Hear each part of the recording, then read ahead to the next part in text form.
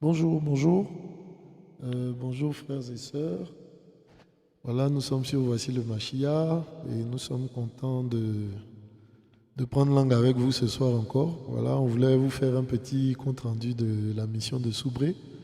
Comme vous savez, on est à Soubré, enfin il y avait une mission prévue sur Soubré depuis le 5 jusqu'au 11. Voilà, et nous avons entamé la mission.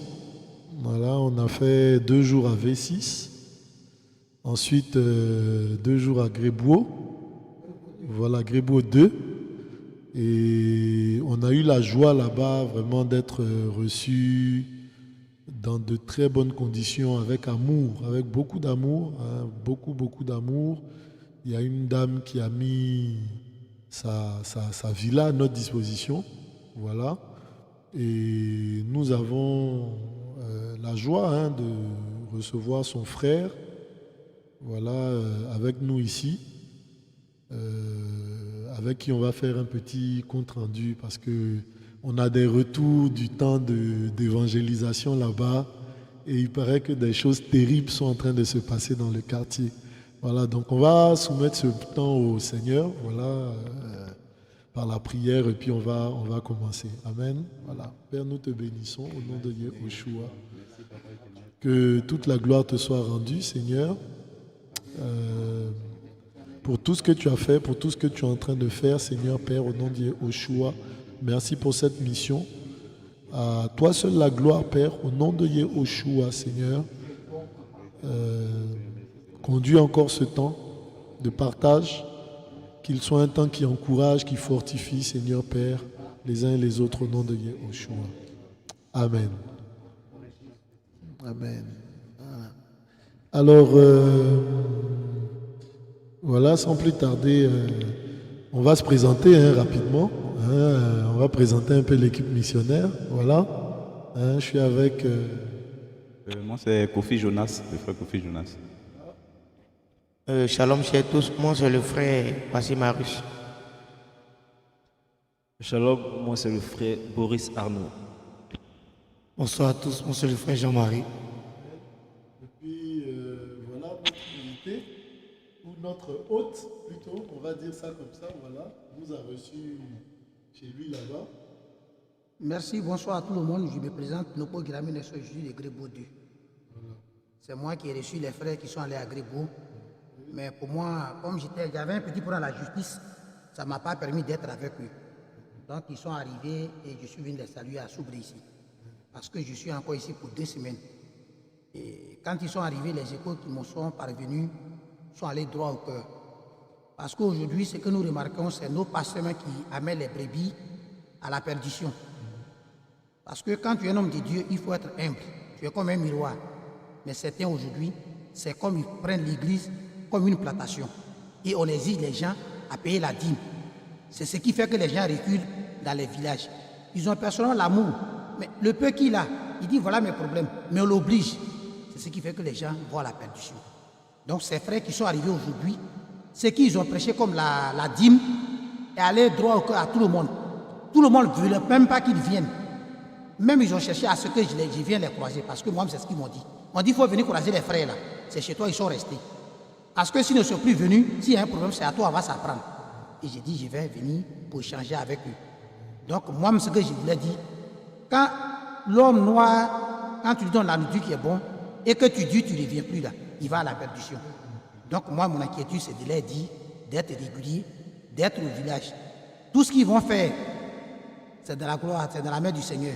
Rien ne peut les manquer. La nourriture, rien ne peut les manquer. Donc, c'est ce que je suis en train de dire. Aujourd'hui, même il y a des gens qui vont dans les villages aller prêcher la parole. Moi, j'ai vu comme Moussima. Les gens disent de venir donner, comme on appelle, offrande, ou bien quoi. Il y a des pasteurs qui ont des filets et ils ne veulent pas le jeton. Ils mettent les filets que moi j'ai vus. Quand on met les filets, tu mets le filet. Et c'est quand on met le filet, tu peux mettre 500 francs. Pièce là, ça va tomber. C'est les morceaux de pain qu'ils mettent à terre. Ils disent qu'ils ne sont pas venus pour la monnaie. Mais quand c'est comme ça met les gens à la perdition. L'œuvre de Dieu, c'est l'homme. Ce que tu lui dis quand son cœur est ouvert, il dit mon frère, tiens. Mais on force les gens à payer ce qu'ils ne peuvent pas payer. Donc les frères sont arrivés. La bonne nouvelle qu'ils ont amenée au village, vraiment tout le monde est satisfait. C'est ce qu'on m'a dit qu'aujourd'hui, le chef a commencé à parler par rapport à ce qu'ils ont dit. Que ce qu'ils ont dit, la dîme, là, c'est réel ce qu'ils ont dit. Donc, merci à tout le monde. Vraiment, nous voulons toujours les voir. Donc, je leur ai dit merci. Que le Seigneur soit avec eux. Et c'est ce que je leur ai dit. Il n'y a pas quelqu'un dans ce monde qui peut voyager et ne pas avoir son frère. Tu vas toujours avoir ton frère. Et il y a une maison qui est à leur disposition. Il peut passer quand il veut. Moi, je suis encore ici, mais quand je vais arriver, je vais refaire leur programme. Même s'ils ne sont pas arrivés à Abidjan, s'ils vont retourner, ils vont retourner. Donc, je leur ai dit merci. Merci pour ce soir. Que le Seigneur soit avec nous. Merci dans le nom du Seigneur. Donc, Papa Nestor, en fait, le chef du village même a commencé lui aussi à crier au village là-bas pour dire ils n'ont qu'à revenir prêcher la même chose. Amen. Amen. Il a dit c'est ce qui fait que lui ne va pas à l'église. Parce que un homme qui se dit diacre, qui ne peut pas recevoir quelqu'un, c'est qui n'a pas l'amour de Dieu. Ça, le chef le dit toujours. Et le chef même, à sa personnalité de chef même là, tes actes présentent par rapport à ceux qui vont à l'église. Parce qu'aujourd'hui, tu arrives, tu ne connais pas, il te donne à manger. Lui, il est comme ça. Mais ceux qui se disent croyants là, tu vas arriver là, ce n'est pas ça. Or, tu te dis tu es croyant. Mais quand tu n'ouvres pas ton cœur, c'est que ce n'est pas ça. Ce n'est pas ça. Donc, le croyant, c'est l'amour de ton prochain. Aujourd'hui, ce que nous remarquons dans les villages, on dit on est chrétien, on est ensemble, on va à l'église. Après on vient, on dit non, telle personne vient. Tu veux partir, non, toi tu n'es pas de ma famille. Mais c'est qu'on ne va pas à l'église. Parce que l'église n'a pas de division. Une seule mère, un seul père. C'est comme ça l'église. Donc c'est ça qui amène les gens à la perdition. Et les pasteurs ne sont d'accord avec. Bah, non, lui il n'est pas de notre famille. Pourquoi il va venir? C'est que ce n'est pas une religion. C'est pourquoi moi, je ne vais pas à l'église. L'église n'a pas de secret. Donc c'est pourquoi je suis content que vous êtes arrivés au village. Voilà. Et moi, je suis né en 1969, donc j'ai aujourd'hui 55 ans. Donc je suis sûr de ce que j'ai dit. Et je parle ce que j'ai vu. Celui qui est contre, il est contre. Hein. Celui qui est contre moi, il est contre Dieu. Donc moi, ça ne me fait pas peur. Voilà. Merci. Parce que, vous voyez, on est allé à l'intérieur, on est allé justement, hier matin, on a fait du porte-à-porte. Comme vous pouvez apercevoir sur l'image, on a eu un temps d'évangélisation toute la journée en faisant du porte-à-porte.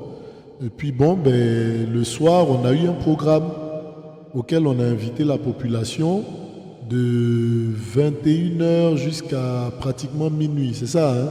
Voilà. On a partagé l'évangile, la gratuité de l'évangile, le fait que le salut se trouve seulement au choix, tout ça. Et les uns et les autres ont été touchés. Et par la suite, il y a eu des distributions de dons. Voilà. Mais vous pouvez voir aussi, on a rencontré le chef du village, on est allé de maison en maison. Et pendant qu'on est allé de maison en maison, on est allé chez un pasteur. On est allé chez un pasteur. Figurez-vous qu'il est pasteur, on lui a demandé dans nos échanges de quelle tribu était Yehoshua, Jésus. Il ne savait pas de quelle tribu. Il dit il n'a pas encore lu ça. Vous vous rendez compte, il est pasteur, censé enseigner la parole. Il ne sait pas de quelle tribu est son sauveur. Donc il ne connaît pas son sauveur ou le sauveur qu'il est censé présenter aux gens.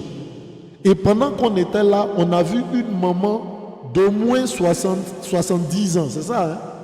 D'au moins 70 ans, avec une énorme bassine d'igname fraîchement coupée sur sa tête.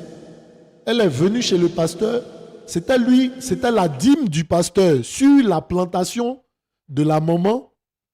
Sa récolte de toute l'année, là, c'était les 10% de la récolte. Hein? Et là, Papa Nestor nous dit que c'est la coutume là-bas, c'est l'usage là-bas des pasteurs. Ils ne vont pas en plantation, mais ils savent exactement la quantité de cacao que tel a coupé, la quantité de café que tel a coupé, et ils attendent le montant équivalent à la dîme de l'activité agricole de tout un chacun. C'est terrible.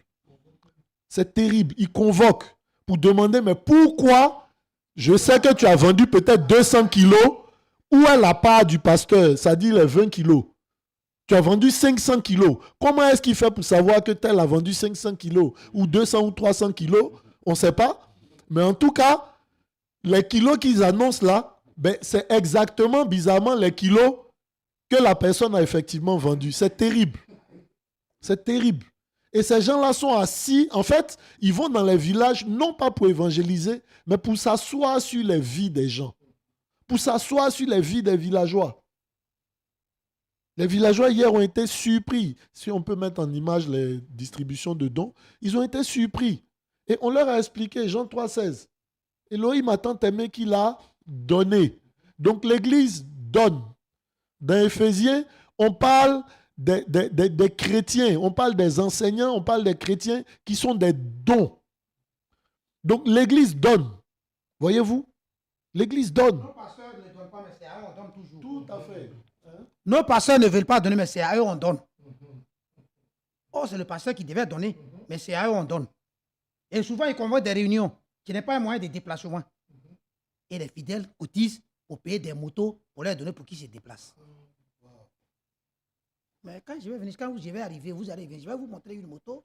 Et voilà, c'est la population qui l'a payée. Vous voyez? Les populations marchent, ils exigent des motos. Pourtant, ceux-mêmes qui cotisent pour les motos, et tout ça, on en parlait hier, hein, comme si on savait.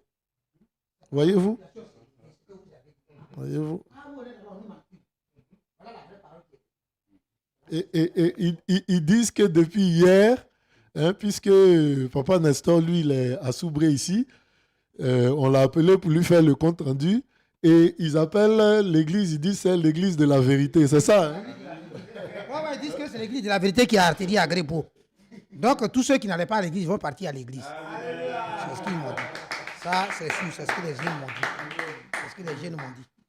En tout cas, c'est ce qu'ils m'ont dit. Voilà, et ils ont été tellement touchés qu'ils ont automatiquement ouvert la maison qui nous a reçus pour dormir. Voilà, ils ont automatiquement ouvert la maison qui nous a reçus pour dormir. Voilà, et ils demandent, hein, que nous soyons le plus rapidement possible de retour, hein, vers eux pour pouvoir asseoir des bases doctrinales, des bases bibliques et surtout pour ne pas les laisser, comme ils disent, les laisser seuls. Voilà. Ils ont entendu une bonne nouvelle, ils ont soif de la bonne nouvelle. Donc, on veut encore déjà vous annoncer une mission très rapidement, une mission future au niveau de Grébeau 2.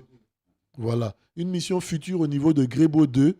Voilà. Une mission de quelques jours quand même pour pouvoir asseoir vraiment la doctrine, pour pouvoir partager avec les frères, pour pouvoir les encourager. Parce que beaucoup ont été bouleversés. Il y a un autre village qui est à côté là où on appelle Dobré, qui est une sous-préfecture. Okay. On peut arriver pour évangéliser les gens. Il y a des gens qui sont là-bas qui veulent venir à l'église. Il y a des gens qui sont là qui veulent venir à l'église. Donc, c'est un début. Amen. On aura beaucoup de choses. Amen. Donc voilà, hein, il y a un feu qui est allumé au niveau de Grébeau. Hein, depuis hier, un feu, un véritable feu de brousse du Saint-Esprit. Hein, voilà. Quand le Seigneur s'est présenté à Moshe, c'était un buisson ardent. Là, c'est la forêt de Grébeau, tout ça là, qui vient d'être embrasé, hein, par la puissance de l'Esprit. Et véritablement, nous, ça nous réjouit. Même le chef, je vous assure, qui n'a pas été présent pendant le programme, mais qu'on a visité le matin, hein, je crois qu'on a pu voir la photo, hein, qu'on a visité le matin, avec qui on a échangé. Il n'a pas été présent au programme le soir, mais le compte rendu qui lui a été fait, on dit que depuis ce matin, voilà, il n'arrête pas, lui, déjà là, de parler de vérité, de dire, mais voilà le vrai évangile et tout. Hein, voyez-vous? Et il faut rapidement que nous puissions retourner pour encourager encore, pour asseoir la doctrine. Et voilà, c'était un peu le petit compte rendu. Les frères, est-ce qu'il y a quelqu'un qui veut se prononcer par rapport à ça, nous partager un peu rapidement, hein, ses impressions par rapport à cette mission-là à Grébeau? En tout cas, moi, j'ai eu beaucoup de joie. Hein, frère Jonas? En tout cas, on bénit le nom du Seigneur pour tout ce qu'il fait dans la zone de Soubré. En tout cas, moi, particulièrement, j'ai été vraiment encouragé. J'ai réalisé cette parole qui dit « il y a beaucoup à donner qu'à recevoir. Voilà, pendant qu'on distribuait, on donnait même le truc, quand je voyais vraiment la joie sur le cœur de cette population, hein, vraiment, j'étais plus en joie qu'eux-mêmes en quelque sorte. Donc, vraiment, on bénit le nom du Seigneur, on prie pour que vraiment cette œuvre-là qui a commencé là-bas, ce feu-là qui embrase actuellement en Grébou 2, voilà, que vraiment il y ait une autre mission pour vraiment asseoir la doctrine et effectivement implanter des assemblées, même s'il le faut. Merci mon frère. Frère Marius. Oui, oui. Vraiment, moi je bénis le nom du Seigneur parce que vraiment, on a été vraiment encouragé par cette soif que cette population vraiment villageoise avait. Ça m'a beaucoup vraiment encouragé. Quand on distribuait vraiment les vêtements, on voyait combien de fois les gens vraiment n'avaient jamais vu ces genre de choses. Vraiment, ils étaient étonnés, tout et tout. Et il y a un jeune là, il m'a dit qu'il ne partait pas à l'église, mais aujourd'hui, avec ce qu'il a vu là, il croit qu'il va commencer vraiment à aller à l'église. En vrai, il était vraiment touché par ce fait, tout ça, avec le témoin que les gens disent par rapport à l'argent, la dîme, toutes ces choses. On voit que vraiment, il y a des gens vraiment qui sont éloignés, vraiment, qui n'ont pas vraiment l'éclairage de la parole, qui sont dépouillés vraiment dépouillés par les gens. Vraiment, ça donne un pincement vraiment au cœur. Et vraiment, ça nous donne vraiment le courage de pouvoir revenir et vraiment parler encore du Seigneur, quoi. Vraiment, on bénit le nom du Seigneur. Amen, amen. Vraiment, nous sommes vraiment dans la joie de voir combien de fois le Seigneur aime les humains, aime cette population de Grébeau. Parce qu'on a vu vraiment beaucoup de choses, surtout hier soir, pendant ce moment de partage et tout. On était vraiment encouragés parce que beaucoup de personnes nous ont surpris, beaucoup de personnes sont venues. Pourtant, le matin, c'est vraiment un grand village. On a essayé de sillonner, on n'a vraiment pas visité même la moitié. Malgré ça, les gens sont venus et ils ont écouté la parole. Ils étaient tellement heureux. Et même, je me souviens, le matin, nous sommes allés voir le jeune avec qui on échangé là. J'ai oublié son nom. Franck. Voilà, Franck Didier, un BT. Et il nous avait parlé, il disait par exemple que quand il va dans les assemblées, les dirigeants, quand il voit ce que les dirigeants font dans la vie quotidienne, et puis il les voit devant en train de prêcher, en train de diriger, ça ne donne pas l'envie d'aller à l'église. Parce qu'eux-mêmes, leur vie, là, c'est désordonné. Et il dit c'est à cause de ça, au fait que lui, il ne met pas ses pieds à l'église. Et depuis lors, lui, il est tranquille à la maison, quoi, il ne va nulle part. Et c'est malheureusement ce qu'on retrouve dans les assemblées. Les dirigeants, les pasteurs, ils vivent une vie de débauche, disons comme ça. D'autres sont dans l'alcool, d'autres chassent des femmes. Mais malgré ça, ils se mettent devant le pupitre en griffe pour prêcher l'évangile. Et les populations, ce qui me choque, c'est que ce sont même ceux qui se disent chrétiens, ils voient ces choses, mais ils continuent encore de partir. Comme si on les a envoûtés, comme s'ils sont esclaves. Mais avec ce que le Seigneur est en train de faire, je crois que le Seigneur va vraiment délivrer ce village. Vraiment, le Seigneur va faire un grand travail. Parce que ce qu'on voyait, et on échangeait avec des frères là-bas, on ne peut pas faire une mission peut-être de 2 jours, de simplement 3 jours pour ce genre de village. On voit même Paul qui partait à Corinthe, qui partait à Éphèse, qui passait même des années pour premièrement évangéliser, ensuite poser la doctrine. Et c'est vraiment encourageant de voir que même la population demande aux frères et sœurs de revenir. Immédiatement. Et voyons ça, moi vraiment je prie, c'est mon soupir. Il ne faudrait même pas qu'on fasse peut-être 2 semaines à Abidjan, quoi. Qu'on revienne rapidement. Moins que ça, qu'on revienne parce que vraiment les gens ont soif. Et quand on parle de revers, c'est ça, c'est de profiter de cette situation-là. Parce que si la population a vraiment ce cœur ouvert, qui veut vraiment recevoir l'évangile, c'est de profiter. Et nous croyons par la foi que le Seigneur va libérer beaucoup de peuples. Voilà, quoi. Donc vraiment c'est ce que je peux dire. Que le nom du Père soit béni. Amen. Ben, voilà, frères et sœurs, c'était vraiment pour vous rendre un petit compte de la mission.